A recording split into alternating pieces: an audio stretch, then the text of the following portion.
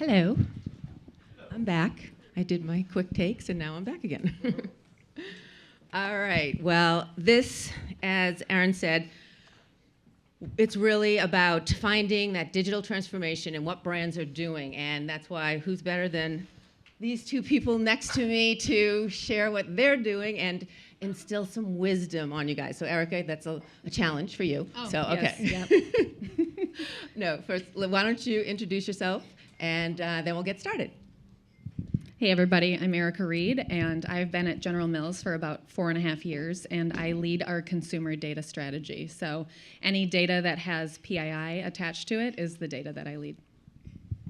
Hi, I'm Danny Gardner with Haleon. We're the big CPG company behind Advil, Sensodyne toothpaste, Centrum vitamins, Robitussin, Theraflu cough medicines. I'll spare you, the next 20 brands that we own.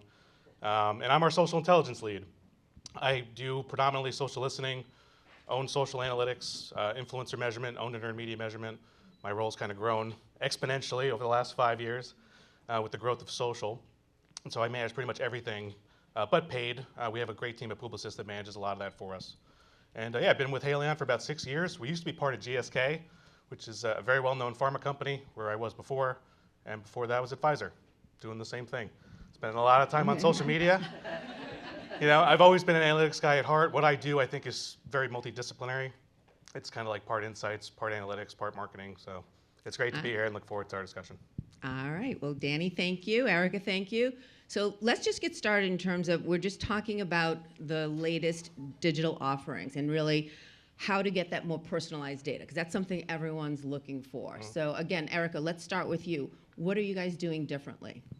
Yeah, it's really hard. So about 4 years ago, we were on this track where it was like acquire first-party data, quadruple your first-party data. And so we bought the tech that would allow us to do that. And we quickly realized that it wasn't just about all of that data. It was about the right data.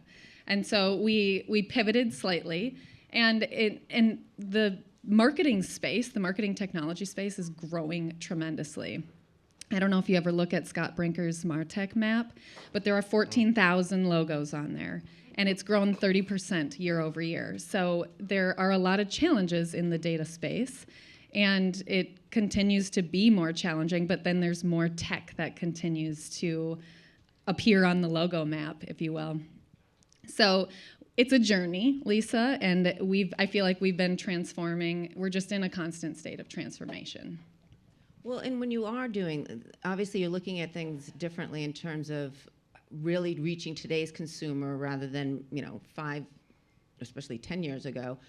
But what are you finding that is helping you the most? You need that data. And actually, before you get into it, Erika, why don't we go to you, Danny, and talk about what you were finding were the most difficult challenges that you had to kind of deal with. Yeah, I mean, under the umbrella of digital and data transformation, look at social media, look at your own consumption, right? I mean, there's more touch points and data points created around social media usage than ever before. It's exponential, and it's part of data problem, it's part of marketing problem, and so part of what our challenge is that, you need good technology to be able to scale up with it, right? And similar to, I almost sit in the opposite camp of first party, in that, and we have a first party team that tries to draw customers to us and generate, kind of get people to voluntarily give us their data for better experience. I'm the guy that's going out into the wild to get third party data, either licensed or doing data mining, right? Listening to our consumers where they are, which is seemingly everywhere. All the major social media apps. So that kind of transformation has really transformed our team. Very, very scrappy. I work across all 25 plus of our brands. And so that's been just fundamentally challenging, is that every year, the complexity of social apps changes, consumer needs change seemingly every month, right? So it's all these kind of elements compounded together creates a really, really difficult kind of challenge for us as a business that's extremely consumer-led and insight-led. And we know it's consumers are now shifting their preferences, and now you got Gen Z and Gen Alpha, and they're spending more time on these apps, which we haven't fully mastered yet. So that's just fundamentally where I'm constantly out in the wild, on offense, on the hunt, on a safari, right? And that's generally, what our consumers expect from us, to meet them right where they are. Well, but you are, as you said, you're collecting all this data everywhere that you need to find. Mm. But how do you distinguish then? You need to bring it to what's relevant. You need to then use it in the correct way. so you can't just collecting a lot of data isn't going to do you anything. So Sure. how are you ensuring that? Yeah, data integrity is such a huge part of, and especially in social media, a lot of it's noise, right? Realistically. So we have a lot of funny brands. Preparation H, which is a suppository, if you guys have ever had to use one of those. Can we have a raise of hand, please? It's one of my favorite brands to work on. It's a great social presence for us. When I started in 2019, we had zero kind of social allocation or spend, really any budgeting behind this product. And one of the biggest social listening insights I had was actually when I was running all our benchmarks, it averaged about 30,000 online mentions about a year. And half of that data we actually eliminate. We don't query it at all. Because a lot of it's tied to politics and people making butt jokes. And like for an insights team, that's not very useful. It's not actionable. Right, so this is a pretty clear delineation of like, the data's there, we're not going to count it, right? So we're cutting through noise already. That's just at a surface level, right? And so like, when we think about actionability, it's everything from, we took those insights, we actually found we over-indexed with the LGBTQ plus community a lot, all earned, right? This was all data that was untapped, and we didn't do any marketing around this. Fast forward to today, now the spend that we do towards LGBTQ plus marketing is up, I don't know, about 80% year over year. I mean, it grows more and more. And it's helped us build a great social presence, right? Something that didn't exist when I started. And that was all born out of a social listening insight. So really just having between the combination of NLP, AI, now generative AI, deep learning, right? There's ways to cut through the noise in this data. It's the toughest piece of data to analyze, unstructured text, right? We talked a lot about AI. You guys see how nuanced it is, right? Talking to it. It has a tough time dealing with language, right? That's something that our team's been dealing with for well over the last 7, 8 years. So we're no strangers to this. And with all those technologies, that's how we've been able to kind of really cut through the noise and really kind of maintain data integrity. It's not always the flashiest thing, but it's so important because without good data, we don't have great insight. Well, and even now to Erika, to your point, have this first-party data, but so you trust your data, but not all of it is equal. And so what were you finding that was working for you the best? Yeah, so we've been transforming our own data. So if you think about the fact that, okay, it's not about quadrupling our data, let's use the right data that we have. Let's stitch together the right pieces of first, second, and third-party data to get to the insights that are going to matter when we're trying to target you in the wild. So that's something that we've really found helpful is taking pieces of data like purchase data, for example. You heard from Dagny earlier. We have a nice partnership with Fetch Rewards. There she is, yep. And we're taking that data and we're understanding you as a consumer. Maybe you're buying peppers, you're buying jalapenos, you're buying tortillas. That is an insight to us that you might be targetable for Taco Tuesday. We have a brand called Old El Paso, and so that's perfect for us. So it's using the data to find these insights to then either target them specifically or use that insight to use for contextual targeting. Well, but the challenge there, so I know you're finding success with that purchase data, but then how do you expand? How do you go further and actually find where they are and make sure you are reaching that particular audience? Yeah, that's getting really hard. It's getting really hard. So identifiers are actually disintegrating. And what I mean by that is it's harder and harder to collect email address, for example, and it's harder and harder to use email address to find you in the wild. And so we've had to pivot a little bit there too, Lisa, in that we are using those insights that we find in order to push towards contextual. Well, and before we get into, I know we're going to talk about cookie deprecation, and yes, we continue to talk about that, but Danny, you had mentioned in terms of a lot of times we say it's not one size fits all, but sometimes I think what you were saying, at least in our earlier conversation, is that is the case maybe with your social listening. Talk about that and what you meant by that. Yeah, and so this is one of the things I think that's so great about a team like this and so many other insights departments that are finally beginning to in-house and operationalize what social listening is, which is such a critical marketing tool. It's a research tool. It's very scalable, and that's one of the things. Actually, thanks to MediaPost, we presented this a couple of years ago. There's a whole kind of demonstration of like maturity map and how we built the tech stack and the use cases, and it's crazy thinking about that into now what's become a highly repeatable and scalable model. Right. So now the blueprint for what we do in the U.S. and Canada, we did well enough in this that they gave us Canada. So now, and ideally, and I present this to the CMO every year, is like this is the path forward, is that fundamentally it's the same analytics, same routine, same process. You're just changing the local nuance, There's differences in languages and culture, right? So some of this is more operational, but we have the blueprint, and that's so unique to us, and it's so valuable to us, and some of it comes down to spend too, which is why we haven't reached out and operationalized it in other markets. But that's what I think has been, like, we've really cracked the code on how to really get the most out of our social media data, especially because we have to go out and mine it. You can't buy this data. You can't go to any third-party provider and buy it. We go to a third party to mine it, but it's a skill set. Bless you. But it's a skill set. And that's one of the things that we kind of proved early on is that, having a dedicated role to do this, to be the kind of insights, the Swiss Army knife for social media is integral. You can't scale it any other way. So it's a mix of the humans, some element of AI, right, and technology, right? And like that's kind of what's become the blueprint. You think about digital and data transformation, right? That's what's become a map for many other companies, that we work with and, that I've had the pleasure of meeting. So it's been a really kind of, there's a lot of really brilliant basics, we call them in the company that we do, which is everything from data quality, right? Go the extra click, like some really simple things. Some of them are a little silly, but it's true, and it keeps us true to really kind of the scrappy team that we've always been. So it's cool to kind of reflect back on that, and that's how we've been able to scale to the size that we are. Well, and talking about being able to scale, because you need to eventually collect your own first-party data. Right. But we've talked about D2C, and that's not necessarily, I mean, as you mentioned, you have so many different products. How can you possibly do that? So how are you able to make it work? And what makes the most sense for you to be able to get that kind of scale, but without just investing ridiculous amounts of time and money?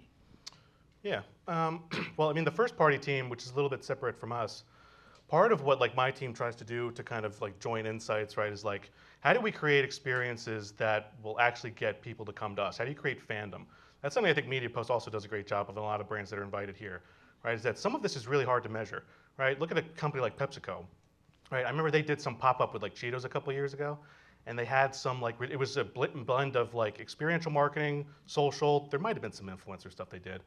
And I remember the sign-ups, Todd Kaplan, the CMO who was there at the time, I think they said they had like 50,000 signups to this in-person pop-up in New York. It was like a 4-hour stint. And I remember thinking, I was like, there's also an opportunity. And I think they did some email marketing there too. So like some of it was a mix of your traditional third-party, not really first priority focus, but the end goal was to, again, collect all this information because they know they have a fandom, right? And like as the social media measurement guy, I was trying to think, as I saw that, I was like, it's kind of hard to contextualize fandom. And maybe that's an extreme example because PepsiCo, similar to us, they can kind of market to everyone, right? We own Advil, right? I think anyone's who's had a headache has probably reached for us or one of our competitors, right? But like that's the space that we own. But that's also I think what's so difficult. So that's part of, and it's kind of a longer journey we're on to build up. We had D2C, we kind of moved away from that when we sold our chapstick brand. But a lot of it's kind of coming through email, right, and through CRM, and a lot of that's informed by some of the content and what we know resonates with our consumers. So that's where we're taking our data and trying to transform it into content that can get people to convert and get people to get us new data. So that's kind of where we see the convergence of first and third party. So for Erika, I'm curious in terms of what are you focusing on with the loss of cookies and even the whole D2C, creating, again, so many brands, different, that's a lot of effort into maybe something that's not going to pay off. What are you doing to focus on that? Yeah, D2C just doesn't work well for our brands because, they're $2, $3, $4 price point, and consumer behavior, you're not going to just go online to Cheerios.com and order a box. So where we're focused right now is, even though we have less first-party data, or we're focusing on the right data, which is less, we need to measure that data. And of course, all of us are CPG, and that is the hardest thing for us, except Albertsons. You're so lucky. But so we have this smaller amount of data, right? And what we're trying to do with those individuals is pull the thread through and figure out, okay, these are the insights on these people. We can find them. Now we need a solution to track them, to measure, to give us the insights to then say, okay, go scale that with this larger audience because we know that it worked over here on a smaller audience. So that's really where we're focused right now, is a lot on measurement. Well, so then when you are finding this audience, though, then the next step is how are you reaching them? Like, what is your messaging? Like, how are you then determining that? Yeah, that's a muscle that we need to build right now. So we have been really focused lately on audiences mostly. And with AI, with content generation, all of that, that will be something in the next year or so that we tie all together. Right now, it's build the right audience, target, measure, and then evolve and iterate from there. keep moving forward. Well, and Danny, you had mentioned when we were talking about, again, the D2C format didn't work for you, didn't make sense. No. But so you had mentioned about bundling and the premise behind that, not only with the certain products, but how you then were able to leverage different channels depending on the product. Yeah, so we have a whole scale team, and this is kind of mostly done through Shopper. It's kind of the first time we've had Shopper kind of converge with my team and like your traditional kind of social media marketing and influencer marketing. And so that's all kind of part of where we're trying to drive more awareness. And forgive me, I forget the stat. But a lot of the people who are only buyers of one of our products don't realize that a lot of the other products that they buy or could potentially buy are also owned by us. Right? And so there's the opportunity for us to bundle and offer discounts and just ways to kind of pull people into our ecosystem. At the same time, we compete against the P&Gs, the Kenvues. I mean, all our competitors are pretty much here. We compete against a lot of different companies, and so that makes it difficult because they're also competing in the same areas that we are, right? So it's like part rat race, but it's also part data race, and like we have to stay in our own swim lane and kind of get that right. But yeah, no, we have a whole scale program. So a lot of that through my world is measurements, right? So we measure all our scale programs, which is usually through influencers at various tiers, right? And it's all that we partner with Walmart and with CVS. There's a bunch of different kind of retail partnerships that, at the same time, these retailers are also trying to become more social led and social literate, and it's been great for us. And like our scale, I was just running our numbers this morning. Our scale in terms of engagement rate, which we use as a way to account for impressions and engagement, your traditional kind of social KPIs, it was number 2. It was number 2 behind Advil, which has done very well for us in influencer, because we don't do all that well in organic, but we do well in influencer. And I'm like, oh, the scale program really works. It really resonates and it converts. And so there's a different team that handles more of the conversion, kind of the click to card and the social commerce element. But it's working very well for us, and it all comes down to bundling, right? It's another way to address and try to figure out, all right, how do we get people more engaged and entertained and open up more opportunities to bundle and to really just drive awareness across the portfolio. That's a focus our company's really taken, is really more portfolio level strategy and action versus kind of brand to brand. So some of that's just kind of been through the transformation of Haleon, so it's been really cool to kind of live through that, especially on the digital front lines and social. Well, I thought it was cool. You were specific about the Benefiber and how that is connected with weight loss. So you were able to connect brands that you wouldn't necessarily have put together. Yep. So Benefiber, we know this from social listening for a long time too. We do a lot of social listening on Reddit, which is a great kind of platform. It kind of mixes your traditional forum or board with modern day social media. And I noticed this a couple of years ago. It was like, oh, like Benefiber shows up in the weight loss subreddits. And this was before the whole kind of like GLP craze. And then we came into this past year and I was like, oh, this is a larger, and at the same time, a lot of other teams were starting to come to us and like, hey, we want to get in on this craze. And this is not traditionally where Haleon plays, but we know Benefiber and fiber intake, right, in your diet, it's a huge part of the weight loss journey. And sure enough, we noticed, look, we're in these conversations, so is Metamucil, right? So are these, very cool and hip brands, Olipop, Poppy, right? New forms of fiber, right? An entirely kind of new transformational kind of part of the category.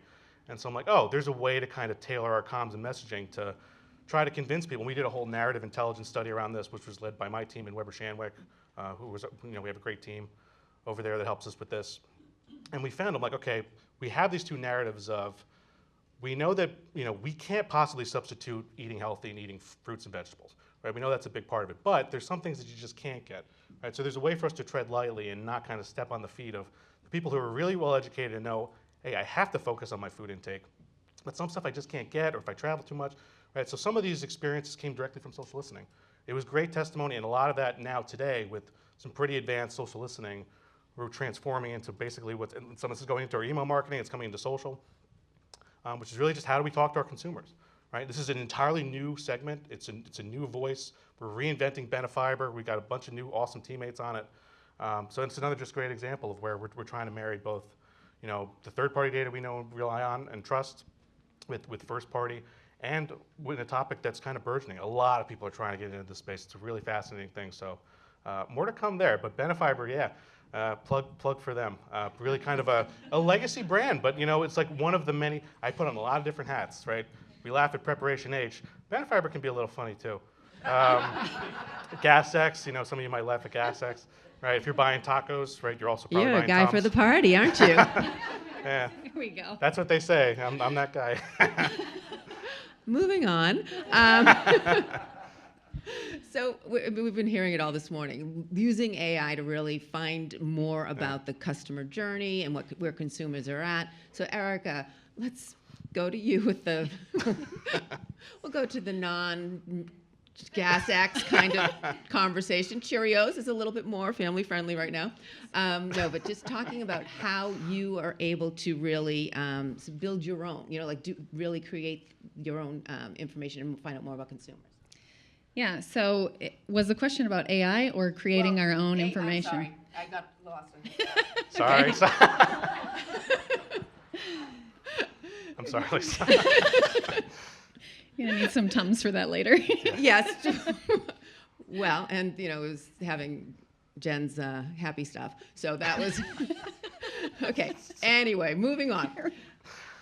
Erika, yes. Using AI, yes. How are you leveraging AI to find your consumer's journey? Yeah, so we're using AI in many different ways at the company. We actually built our own ChatGPT called Mills Chat. We really like our own data, and we keep everything proprietary that way, which is awesome. So we can just go use the tool, and we know that it's all safe with us. But in audience building, we're using a lot of machine learning, and we've been doing it for years, and I think that's as we continue to transform our data and find these insights, perhaps we're finding the insights that you like Mexican food, and then we're enriching your profile. The machine learning is continuing to learn in that way, and it's just going to make our audiences better. So that's the main way we're using it. Well, and talk about, and Joy had made reference to it earlier in terms of the more informed you provide ChatGPT, the better off it goes. Is that a constant sort of trial and error moving forward, trying to really get that kind of information? Oh, I'm so sorry. Okay, trying to get that information, you really need to inform ChatGPT and continue to evolve as you keep moving forward. Yeah, our machines are continuously learning as we feed it with more insights that we're finding. So now for you as well, Danny, in terms of all of these products that you are responsible for, that's a lot of work. That's a lot. I mean, Yeah, we talk about it being more efficient with AI. Talk Right. about that and how are you using it? Yeah, so similar to General Mills, we have a huge kind of contract with Microsoft and their Copilot team and program, and it's really kind of transforming. I know early on during the kind of AI craze, the biggest concerns for like IT teams and enterprises was security. Right? Is that like if I'm going to put my information, my company information in, right? Is it private? Is it secure? Right? Like if I prompt something, I don't want our competitors to be able to prompt the same thing. So we have the same approach, and we have basically a Copilot integration into Teams. And so what's so great about this is that it's starting to help each of our individual teams, including mine, connect our data with other teams that traditionally was hard to do. Right? Data's in different places. It's on people's PCs. It's locally. Stuff's in the cloud. It's everywhere. It's a big company problem, right? And I think that's probably not unfamiliar to General Mills, but it's creating just better knowledge sharing. It's creating better, right? When we prompt some certain things, and part of what I'm working on with our AI team is that ideally, right, we want to have, right, AI replicate a lot of the different questions and kind of personalities that I am, which depending on who you are, maybe that's good or bad. But the idea is that, right, if our president wants to prompt, hey, what are the latest trends in gut health over the last 7 days or the last 28 days or whatever, she can do that directly in Teams. Right, and there's this kind of trust factor, right? There's a way to tie it to, this goes to our social intelligence team. I sit right across from her too, so she's grilling me anyway. So she might not have to use ChatGPT or internal Copilot, but that's what I think is really kind of help bridge all of us. I mean, there's a lot of cross functions. I work with 25, 26 different brand teams, right? So it's just the ability to communicate, right? It's a really simple thing, but it's so hard to do, and AI is really kind of creating a lot of efficiencies for us, not just with the data mining in my day-to-day, but really how we operate as a company, right? And that's right. I have one kind of piece of the consumer picture. 6 or 7 other teams have the rest of the pieces. So that's where I think we're seeing significant changes in really just efficiency in day-to-day operations, which I'm a very, very small part of. But a testament to our awesome relationship at Microsoft and some of the work that IT does and so many other folks in the company. Well, we want to open it up to you guys for questions, but just quickly, we've talked about the impact of AI and the challenges. What's the most that you're excited moving forward in the sense that something you've recently learned and that you want to just really expand on into 2025? Erika, let's start with you.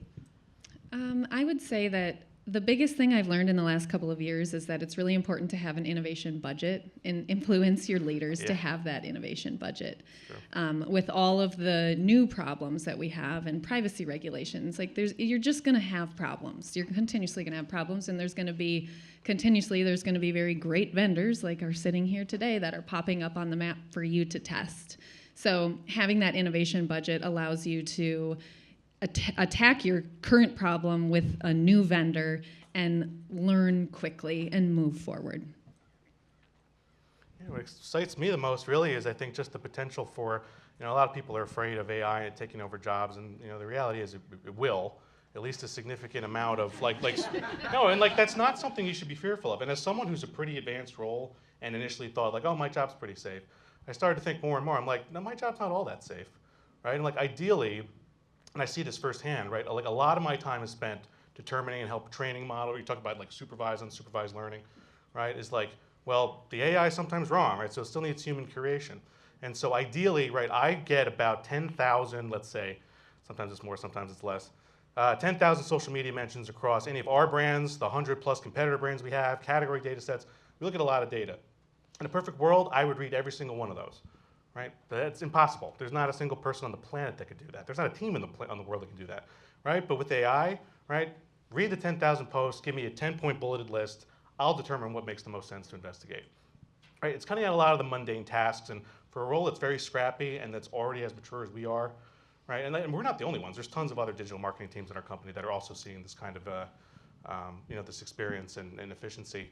So that's what excites me most, is that some of the parts of my job realistically will be taken over. But you know what? It's going to free me up to do some of the really complicated things, focus on the higher order challenges of the company, hopefully get promoted somewhere in there, and Are you Danny GPT? And that's what excites me the most, is that it's going to transform the way insights departments work as a function, marketing teams, targeting, right? And there's a lot of great thought leadership around this from companies all over the place. But in social, that's what excites me the most, because it's such a consumer-facing app and platform, and it's a lot of fun. Right, beyond us doing our day jobs, right, we spend a lot of time, our families post on there, right, so all of this is kind of going to be underlined by AI, Meta, TikTok, they're all having the same conversations. So I'm just excited about what it's going to bring to the social media world and to our profession. Awesome. Questions? You have a question, I swear. You always do, right? Okay. Thank you, Danny and Erika. I'm Kat Lubner from Walmart Connect. Curious how, with the access and more access to retailer data, how are you integrating that to really uncover general trends about your customers, but across a variety of different retailers and even places like Fetch today? The RMN space. Do we have an hour? That's tough because it's really siloed at this time. So I think one of the things we should be doing is taking a retailer and doing some testing and learning with one, and then scaling with another. Because consumer behavior, you can stretch it across all of the retailers. You're going to find those same insights. So I think you got to find an RMN that's willing to partner with you for less cost than what most are doing right now, and learn and then scale from there. Yeah, my answer, well, do I answer? Yes, Danny, you can answer. Yeah, so I work with our retailers a little bit differently. And so typically, and we run searches and we run social listening on a lot of our retailers. It's kind of, we do it more as a passive means of all right, if our retailers need this insight, and a lot of our retailers now have social listeners, right? And so I know Walmart's, and she's phenomenal.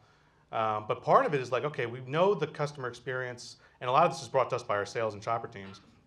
That's usually prompted. Target's a good example, right? They were going through some boycotting issues, and part of what stemmed from the company was that, oh, we're worried about foot traffic in our aisles, right? And we're worried about the socialization and some of the things people see online, right? So they come to me and does that have any impact on our retail? And this will determine some of the inventory and some of the just different tactics we use to kind of course correct. Or is some of it a larger behavior that we haven't uncovered? Right, so that's kind of how I've kind of moved a little bit closer to our retailers, and we have a lot, right? Just the way we work with Walmart, right? We also do thought leadership, right? I've gotten to speak at Target, and that's part of just upskilling each other, because at the end of the day we're business partners, right? And so the data sharing also comes from the third-party side, right? Is like I'm bringing third-party data to the conversation, right? And we're making each other better, right? And that's what I've kind of loved, and that's been because of some amazing champions that I have in the company that say, Danny, I don't fully understand what you do, but can you show this data to, to our retailers? Like, they really like the stuff. They're all about TikTok, blah, and like, that's fantastic. And I'm so grateful for those opportunities because we're thinking about data a little bit differently than we traditionally do. And not that first party is not valuable, and I would have answered with retail media networks, I would have answered similarly. But in my role, we kind of have a unique perspective and spin on it. So, and that's still in its very early days because there's a lot of data that Walmart creates in social listening. But that's kind of how we approach it, and that's how my team's kind of tackled it the last 2 or 3 years. That was Question. awesome. All right, Danny, Erika, Lisa, thank you so much. Thank you. Thank you.